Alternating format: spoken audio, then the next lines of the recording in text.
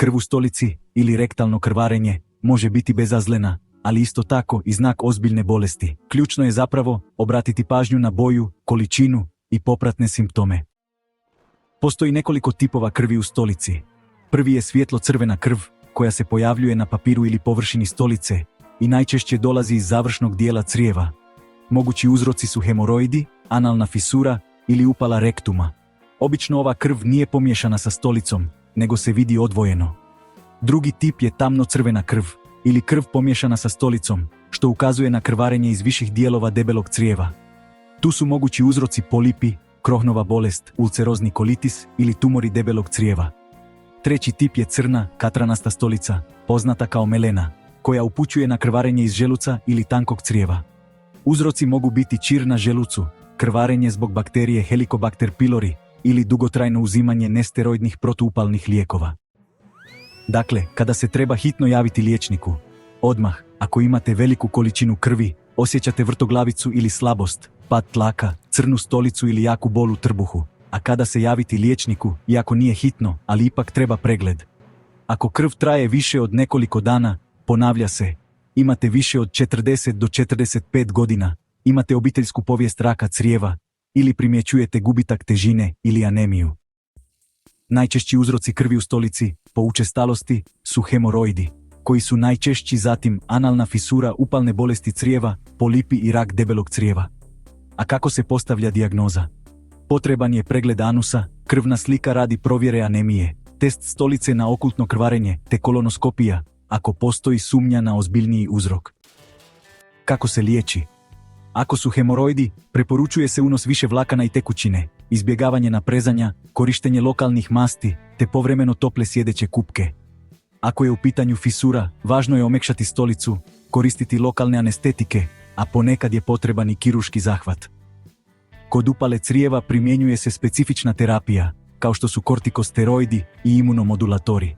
Ako je riječ o čiru, koristi se terapija za Helicobacter pylori i zaštita želuca. I ono što je zaista važno, nemojte pretpostavljati da su hemoroidi uzrok bez pregleda, osobito ako imate više od 45 godina, ako je krv pomiješana sa stolicom ili ako dolazi do promjene ritma pražnjenja. Ukratko, svijetla krv najčešće upućuje na hemoroide ili fisuru. Tamna ili pomiješana krv zahtijeva detaljniju obradu, dok crna stolica predstavlja hitno stanje.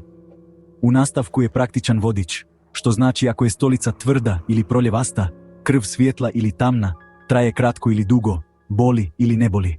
Prvo, ako je stolica tvrda, odnosno imate zatvor, a primijetite svijetlu krv i bol pri pražnjenju, najčešće se radi o analnoj fisuri, odnosno pukotini. Ovdje se javlja oštra bol, krv na papiru i obično nastaje nakon naprezanja.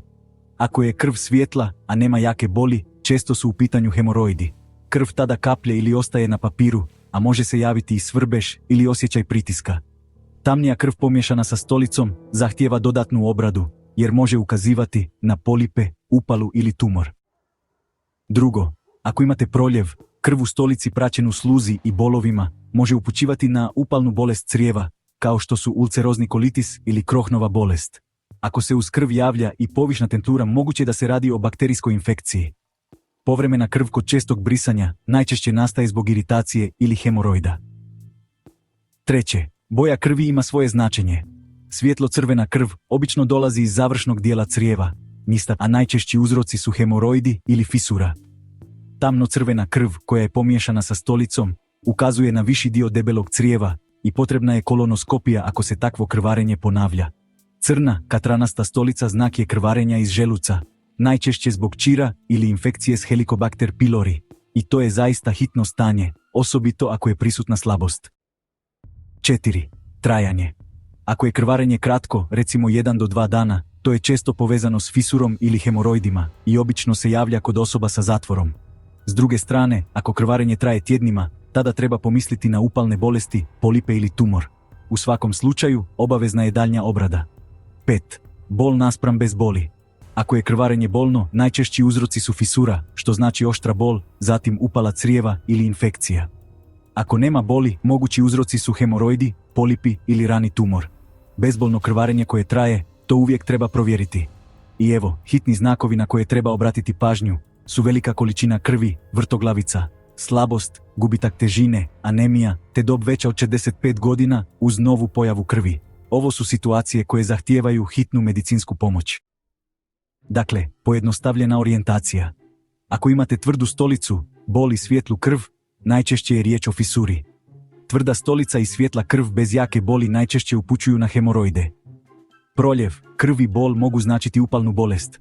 Tamna krv, pomiješana sa stolicom, zahtijeva dodatnu obradu. Crna stolica je hitno stanje. Što odmah učiniti kod blažih slučajeva? Povećajte unos vlakana, pijte 2 do 2,5 litre vode dnevno, izbjegavajte naprezanje i prakticirajte sjedeće tople kupke.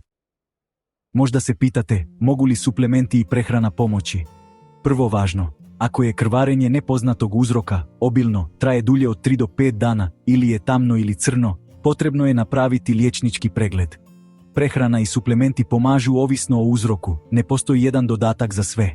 Dakle, ako je uzrok zatvor, hemoroidi ili fisura, što je i najčešće, cilj je omekšati stolicu i smanjiti naprezanje. Preporučuje se unos 25 do 35 grama vlakana dnevno.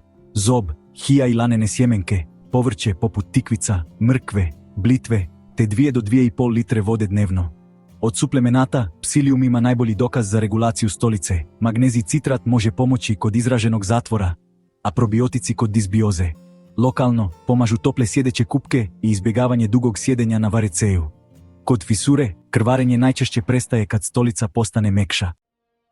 Drugo, ako je uzrok proljev ili upala, ako postoji sumnja na upalne bolesti poput ulceroznog kolitisa ili Crohnove bolesti, terapiju vodi gastroenterolog.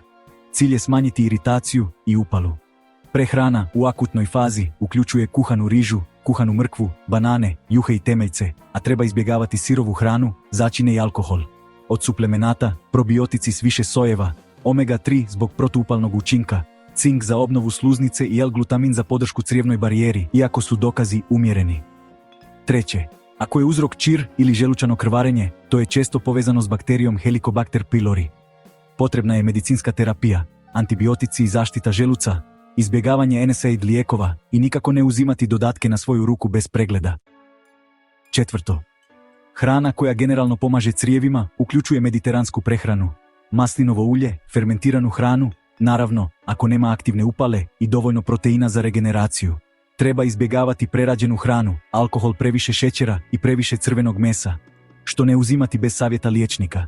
Visoke doze kurkume jer može pojačati krvarenje. Gingo, velike doze omega-3 kod aktivnog krvarenja i razrjeđivače krvi bez kontrole.